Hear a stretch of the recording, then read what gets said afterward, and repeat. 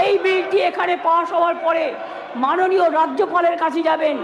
তিনি তাড়াতাড়ি এটা পাশ করলে এটা রাষ্ট্রপতির কাছে যাবে। রাষ্ট্রপতির কাছে গেলে এটা আইনে পাশ হবে এবং এটা আইনে পাশ হলে এটা একটা ইতিহাস হয়ে থাকবে এবং সব রাজ্য এটাকে আগামী দিন মডেল করবে, মনে রাখবেন। আর প্রধানমন্ত্রী করতে পারেনি বলে আমরা করেছি। প্রধানমন্ত্রী, আপনি দেশের লজ্জা, আপনি মেয়েদের প্রোটেকশন দিতে পারেন না, তাই আপনার পদত্যাগ দাবি করছি। স্বরাষ্ট্রমন্ত্রীর পদত্যাগ দাবি করছি, বিজেপি মন্ত্রীদের পদত্যাগ দাবি করছি, রাজ্যে যে মুখ্যমন্ত্রীরা আছে পদত্যাগ দাবি করছি। আর অপোজিশন লিডার গুলি চালাবার কথা বলেছেন, তাকেও পদত্যাগের দাবি করছি। আমি এইটুকু বলে সবাইকে ধন্যবাদ জানিয়ে আমার কথা শেষ করছি। অনেক অনেক ধন্যবাদ।